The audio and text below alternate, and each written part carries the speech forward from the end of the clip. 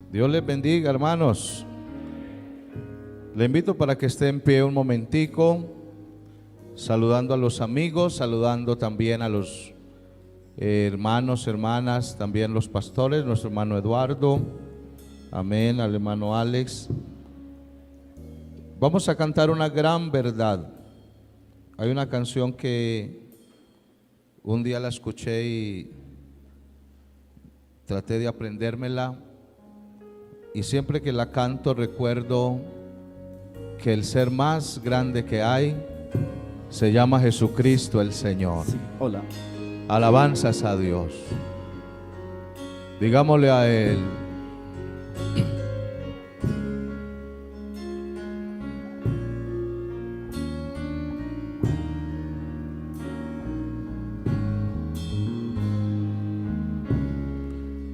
para muchos, Jesucristo, a quien yo amo,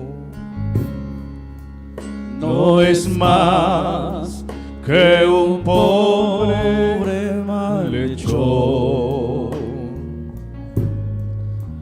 No es más que la burla de la gente. No es más que un loco que murió. Para mí es el Rey del universo. Dígalo. Para mí es el principio y el fin. Para mí Cristo es el Rey eterno. Para mí Cristo es el Dios eterno. Cristo en todo, Él es todo para mí. ¿Alguien puede decirlo? Para mí es el Rey del universo. Para mí es el principio y el fin. Para mí Cristo es el Dios eterno. Cristo en todo, Él es todo para mí. Muchos dicen que fue un pobre carpintero. Otros dicen que fue un sabio y nada más. Otros dicen que Jesús no fue sincero y que hijo del gran Dios no fue jamás. Para mí es el Rey del universo. Dígalo. Para mí es el principio y el fin. Para mí Cristo es el Dios eterno. Cristo en todo, Él es todo para mí. Dígalo esta mañana. Para mí es el Rey del universo. Para mí es el principio y el fin. Para mí Cristo es el Dios eterno.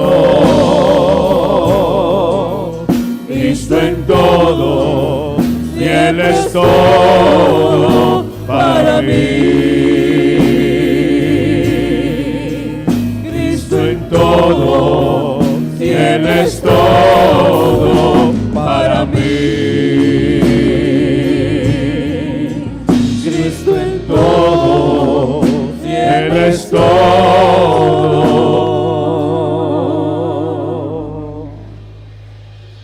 para mí.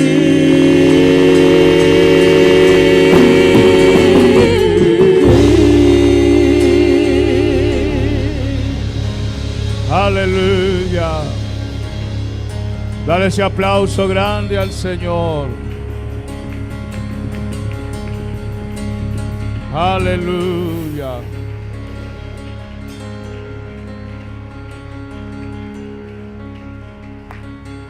Carta del apóstol Pablo a los Corintios, capítulo 15. Vamos a mirar, hermanos, esta porción de la Biblia. Carta del apóstol Pablo a los Corintios, capítulo 15.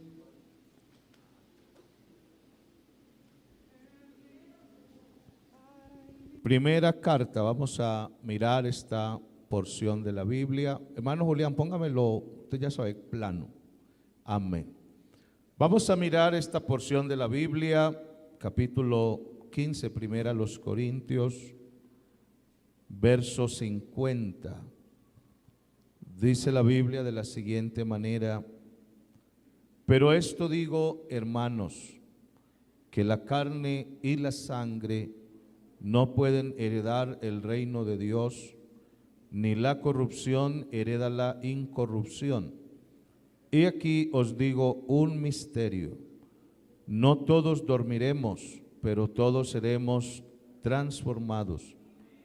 En un momento, en un abrir y cerrar de ojos, a la final trompeta, porque se tocará la trompeta y los muertos serán resucitados incorruptibles y nosotros seremos transformados. Porque es necesario que esto corruptible se vista de incorrupción y esto mortal se vista de inmortalidad. Y cuando esto corruptible se haya vestido de incorrupción y esto mortal se haya vestido de inmortalidad, entonces se cumplirá la palabra que está escrita: sorbida es la muerte en victoria. Todos digamos: ¿dónde está, oh muerte, tu aguijón? ¿Dónde, oh sepulcro, tu victoria? Ya que el aguijón de la muerte es el pecado y el poder del pecado la ley. Todos, más gracias sean dadas a Dios, que nos da la victoria por medio de nuestro Señor Jesucristo. Amén. Gloria a Dios.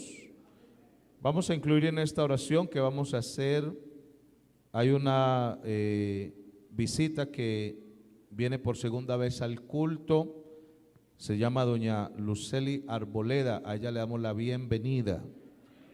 También vamos a orar por una hija que tiene en Estados Unidos llamada Deiner, y también por un nieto que se llama Romeo. Vamos a orar también por la hermana Cielo Pulido, por la hermana Leonor Perlaza, que está quebrantada de salud. Si están aquí, venga, vamos a imponer las manos sobre ustedes.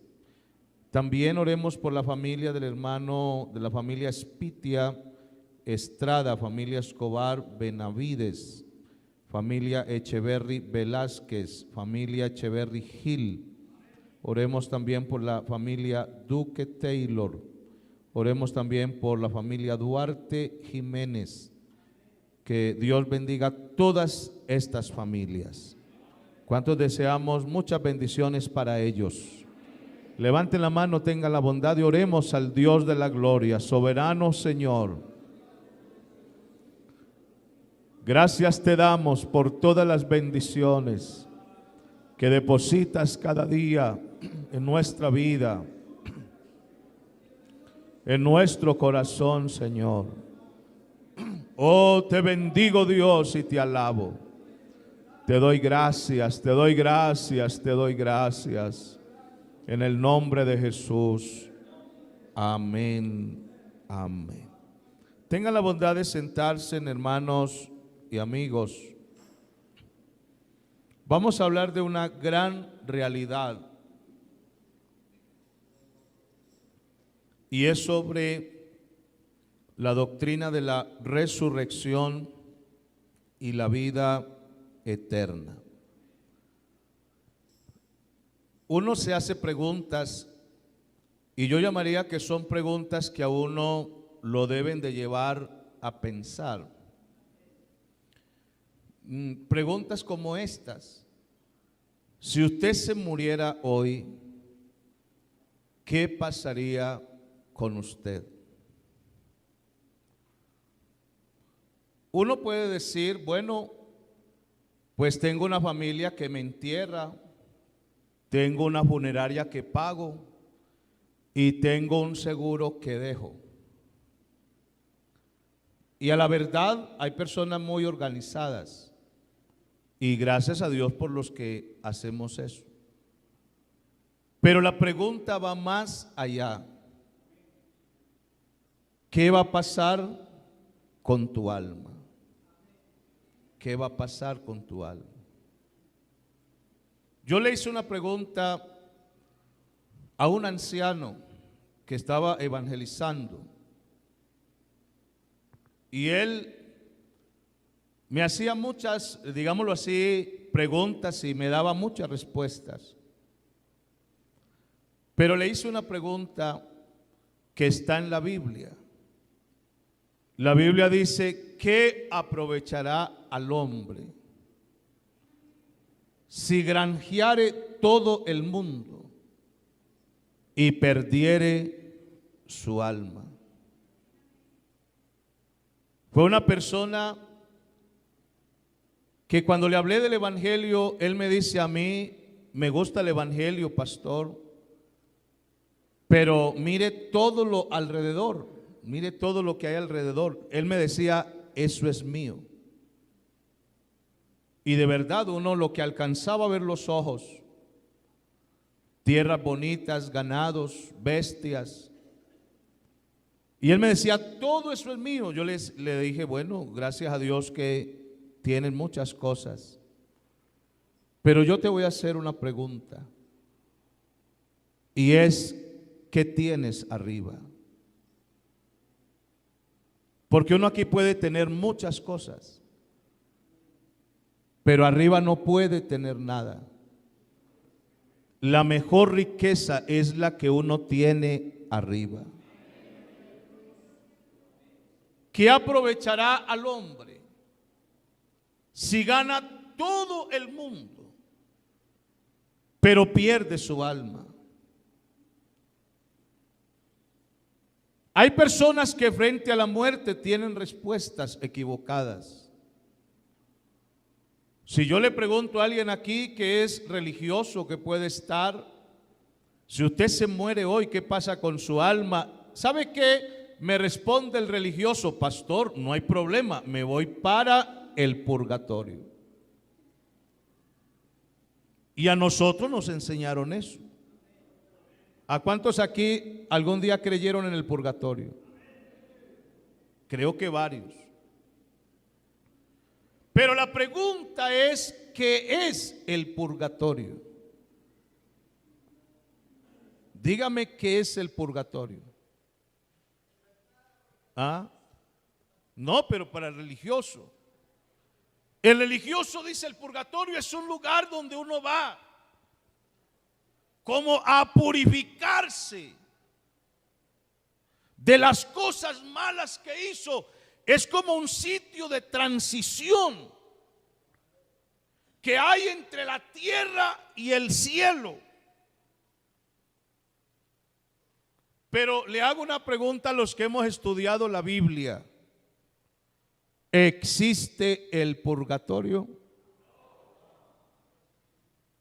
¿Sí me entendió la pregunta? A ver, vuélvame a responder. ¿Existe el purgatorio?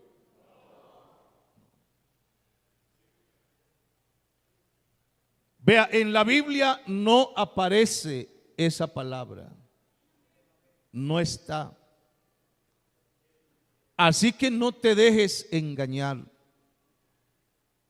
El purgatorio no existe. Estoy hablando con gente que apenas está conociendo la palabra. Estamos en una semana de salvación. Porque es que, hermano, vea, el destino de la humanidad es más importante de lo que nosotros creemos. Hay personas que creen que se mueren y ahí se acabó todo. Pero si eso fuera así, la vida no tendría sentido. La persona que cree, con todo respeto, que uno se muere y ahí se acabó todo, esa persona cree que es como un animal.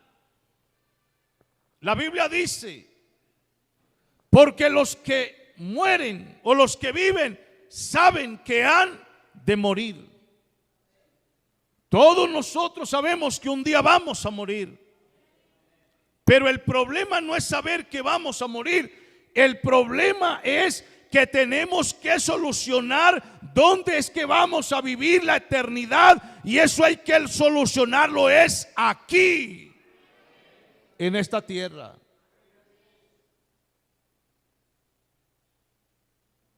Un día había una señora muy enojada porque se murió un creyente, un hermano. Y cuando las personas se mueren, ¿qué es lo que hacen normalmente después de que lo entierran? Las novenas.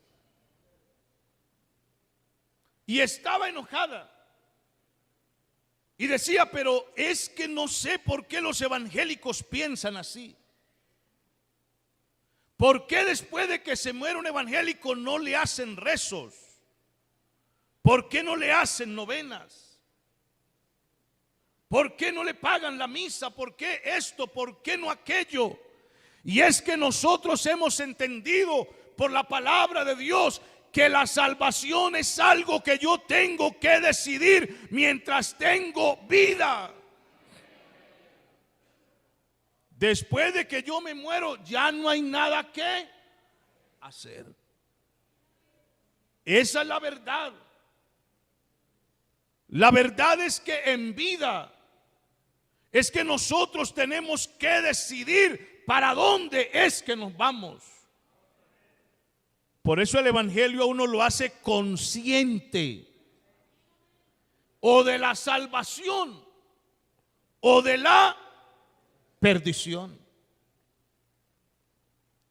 El Señor dijo, vayan por todo el mundo y prediquen el evangelio a toda criatura, y el que creyere y fuere bautizado será salvo, pero el que no creyere, ¿qué dice la Biblia? Será condenado. Vea, uno de los textos más grandes que hay en la Biblia está en San Juan capítulo 3, el verso 16. Mire todo lo que Cristo hizo para podernos regalar la vida eterna. La Biblia dice, porque de tal manera amó Dios al mundo. Ese texto lo sabe todo pentecostal. ¿Qué dice la Biblia? Que ha dado a su Hijo unigénito, para que todo aquel que en él cree no se pierda, sino que tenga ¿qué? La vida eterna. Ahora yo le hago una pregunta a usted. ¿Qué es la vida eterna?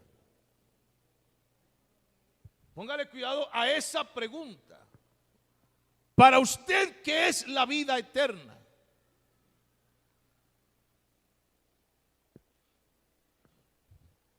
Un niño en la escuela dominical escuchó esa frase que el maestro se la dijo. El maestro le enseñó sobre la vida eterna, pero el niño no la cogió fácil. Entonces, cuando iban caminando hacia la casa, el niño le dice al papá, que era ya una persona adulta, le dice, papi, yo me vine preocupado con una palabra que escuché, y es la vida eterna. Entonces la pregunta que el niño le hace al papá es: papi, explíqueme, ¿qué es la vida eterna? Entonces el papá iba caminando con él y a lo lejos había una gran roca, pero muy inmensa. ¿Cuántos conocen aquí la piedra del Peñol? Bueno, era más o menos así. Y entonces el papá le dice: mi hijo, vea, le voy a explicar sencillo para que tú lo entiendas. Él dice: vea, haga de cuenta que un pajarito viene cada 1000 años. Póngale cuidado, cada 1000 años. Y el pajarito viene a afilar su piquito. Los pajaritos, si usted lo ve, ellos cogen las piedritas y afilan el piquito. Y entonces dice el padre de familia: mira, ese pajarito viene cada 1000 años a afilar su piquito. Cuando ese pajarito acabe esa piedra de afilar el pico, ese día comienza la vida eterna. ¿Qué es la vida eterna? Es una vida que nunca se acaba. Pero aquí yo quiero hacerlo consciente a usted de algo. A las personas que nos visitan hoy, o que ha venido escuchando la palabra, o que ha venido escuchando el evangelio, yo te quiero hacer consciente de algo. La vida eterna puede ser, o la puede vivir la persona de dos maneras: una vida eterna con Dios, o una vida eterna sin Dios. Póngamele cuidado a esto. Una vida eterna con Dios, o una vida eterna sin Dios. Nosotros aquí en esta tierra somos temporales. Usted nota que a uno como que el tiempo a veces no le pasa. Hay personas que tienen 40 años, 50 y cree que todavía son de 15. De verdad. Y eso a veces hasta normal. Yo he visto ancianos de 70 años, por ahí conocí a uno. ¿Y sabe qué me decía el anciano? Porque era vigoroso y fuerte. Y él me decía: hermano, aunque tengo 70, yo me siento como un pelado de 18 años. Y gracias a Dios por la energía y todo. Pero lo cierto es que aquí hay gente conmigo que ya nos falta menos tiempo para vivir que el que hemos vivido. Así que los años que tú tienes frente a la eternidad que nos espera, eso es insignificante. Hay personas que pasan toda su vida parrandeando, pecando, haciendo lo malo delante de los ojos de Dios, y no se tiene o no se da cuenta que hay una eternidad que a nosotros nos toca definirla acá. Por eso el Señor dice en esas palabras: para que todo aquel que en Él cree no se pierda, sino que tenga la vida eterna.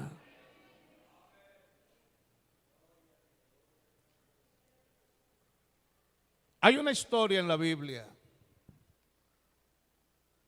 de un rico y Lázaro. ¿Usted la ha leído, no? La Biblia dice que mientras el rico vivió, tuvo muchas cosas. Pero Lázaro era un ¿qué? Y los dos se murieron. Pero el uno era temeroso y el otro no. Y aquí hay unas palabras que yo quiero que usted le ponga cuidado. Porque cuando el rico estaba allá, dice que él estaba atormentado. Y entonces habló y decía: Señor, permite que ese hombre Lázaro al menos venga y toque mi lengua con un poquito de agua. Pero la voz que él escucha es: eso ya no es posible. Ya no es posible, porque hay una cima interpuesta entre ellos y nosotros. Pero si usted analiza bien, esa palabra cima tiene una connotación. Y es que la palabra cima con C significa altura. Pero esa palabra cima, yo me acuerdo que un profesor de español en el colegio decía: la Biblia tiene equivocaciones. Y yo le decía: bueno, dígame una de tantas, porque es que nunca se escribe la palabra cima con S.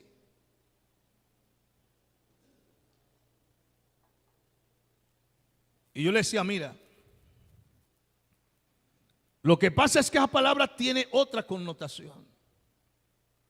Esa cima no es de altura. Esa cima es de profundidad. Los lugares más altos en el mundo la gente los ha conquistado. El Everest. ¿Cuántos metros tiene el Everest? 8,869 más o menos metros. Un lugar congelado, y hasta allá ha llegado el hombre. Pero las profundidades que hay en el mar, hasta allá el hombre no ha podido llegar.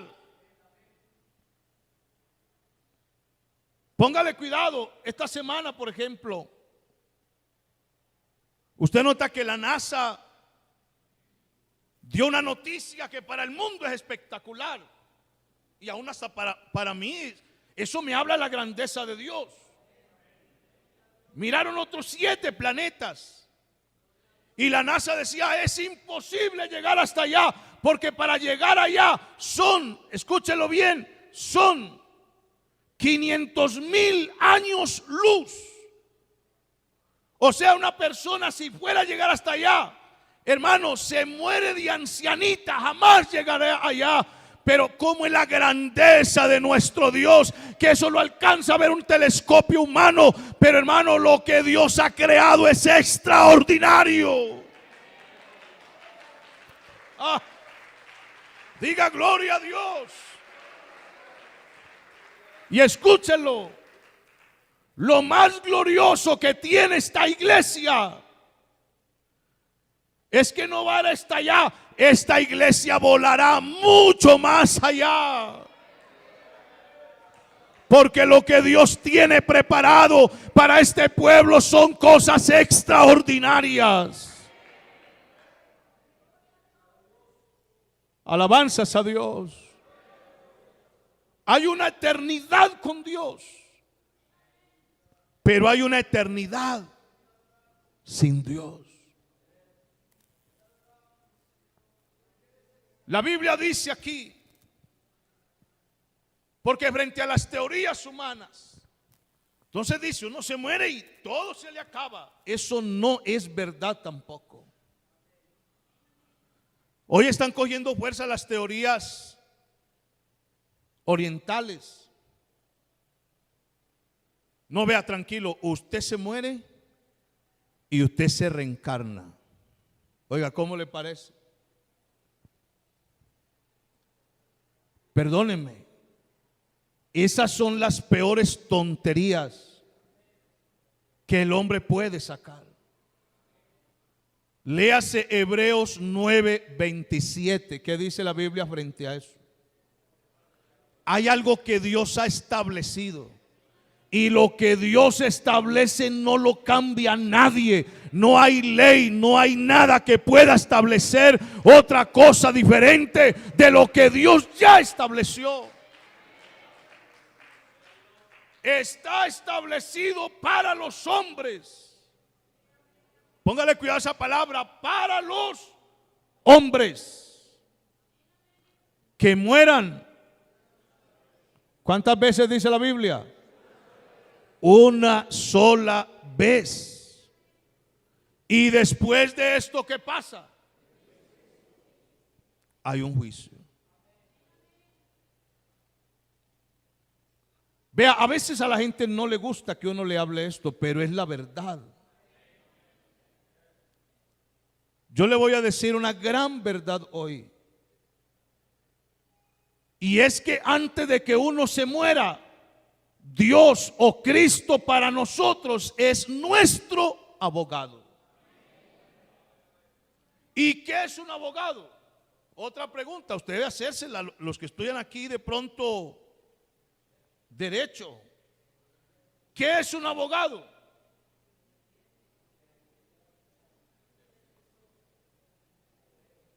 El abogado es una persona que lo defiende a usted.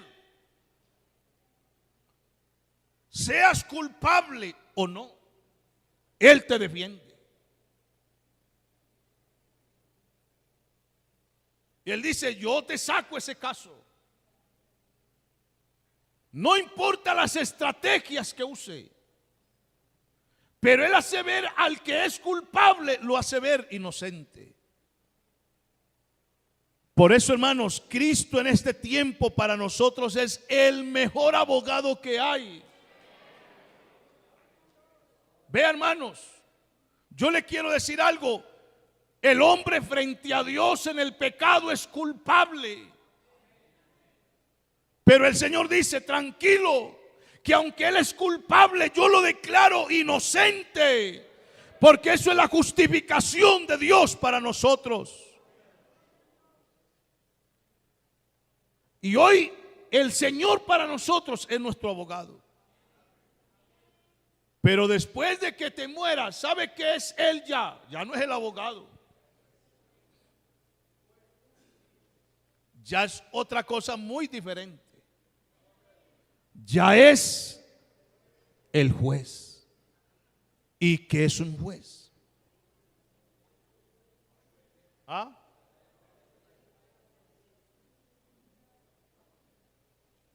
Ya el juez no te defiende. El juez lo que hace es escuchar esta parte, esta otra parte. Y lo que hace el juez es dictar una sentencia. Por eso en este tiempo antes, escúchalo, esta mañana de parte de Dios. Porque Dios no te quiere ver a ti más adelante delante de un trono donde huye la tierra, donde huye el cielo, donde ningún lugar se oye para ellos. Y todos los que murieron, la Biblia dice que serán despertados. Y los libros son abiertos. Y también fue abierto el libro de la vida. Y el que no se halló inscrito en el libro de la vida fue lanzado a un lago de fuego que arde con azufre. Por eso hoy nosotros, escúchalo, nosotros no predicamos el infierno porque no queremos que la gente vaya allá. Nosotros hoy predicamos de la salvación de Jesucristo, de su evangelio y de las promesas que Dios ha dado a través de su gloriosa palabra. Digamos gloria a Dios. Está establecido para los hombres que mueran una sola vez. Y después de esto, ¿qué? Un juicio. Mire, cuando una persona se muere sin Cristo, se va con el problema más grande de su vida.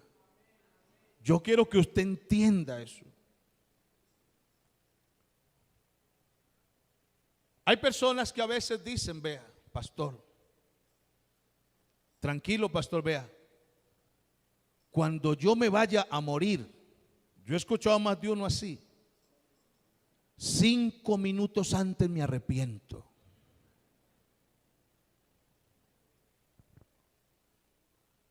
Había un joven, amigo mío, hijo de una hermana. Y un miércoles yo fui a la casa de él a visitarle.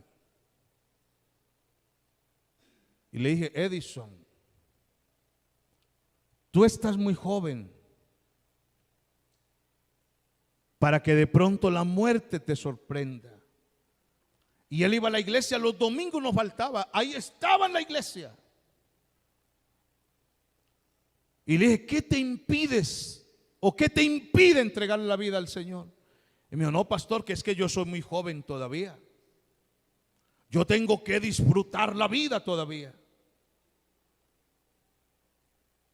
Y le dije, ponle cuidado a eso. Porque la vida verdadera se vive es en Cristo Jesús. Todo lo de este mundo es vano y se acaba. La Biblia dice, el mundo pasa y sus deseos, pero el que hace la voluntad de Dios permanece para siempre. Mi pastor, no, yo voy a la iglesia, pero yo no quiero tener compromisos con Dios todavía.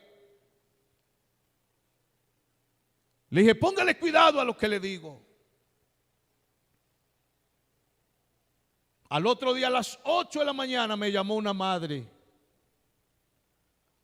con su corazón partido. Dios me había enviado esa noche a hablarle la palabra. Yo lo entendí así. Me dijo, pastor, tengo una noticia trágica. Le dije, hermana, cuénteme qué pasó. Dice, mi hijo, me acabaron de llamar de la autopista que iba en una moto y mi hijo pasó un carro por encima, lo atropelló y lo mató.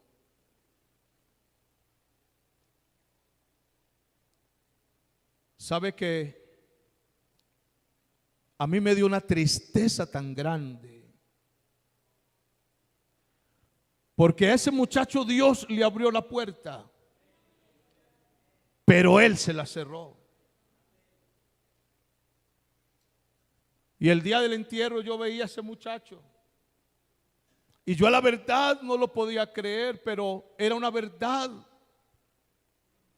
Si había ido sin Cristo.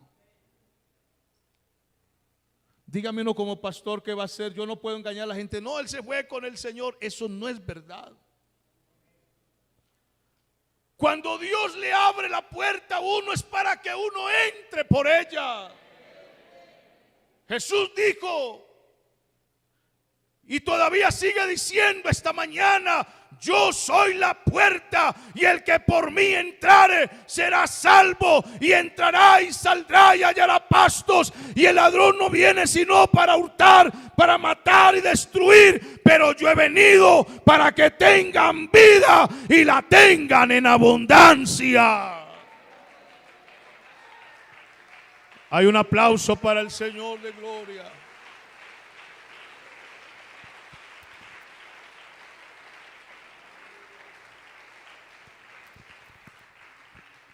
Se murió sin Cristo. Y a nosotros los pastores, a diario, de verdad, nos toca mirar esas escenas de personas que se van sin la salvación de Cristo el Señor. Para ir resumiendo aquí esta parte, Tesalonicenses dice aquí unas palabras que a veces hasta los hermanos le dicen, pastor, léale esa lecturita a esta persona, pero aunque tú le leas y le cantes, ya esa persona no escucha. Pero dice primera a los tesalonicenses. Mira esta gran verdad y esta gran realidad. Verso 13 del capítulo 4. Tampoco queremos, hermanos, que ignoréis acerca de los que duermen, para que no os entristezcáis como los otros que no tienen esperanza.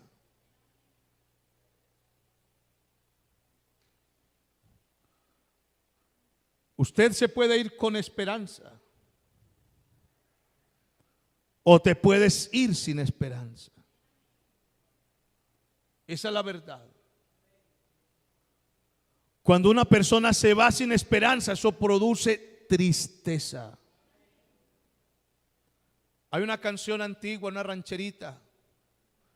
Las campanas suenan tristes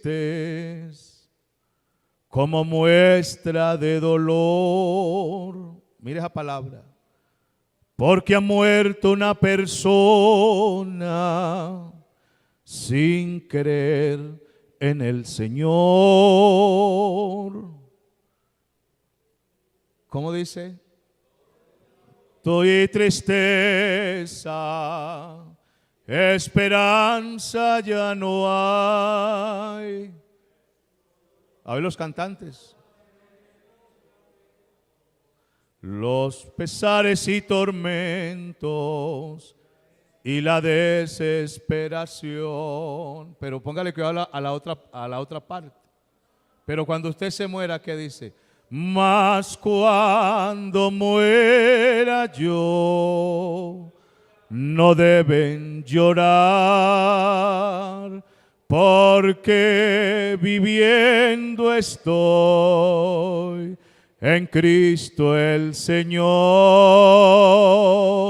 Será un leve dormir y un eterno despertar, cuando en la mansión de gloria, coronado de victoria, Cristo me levantará.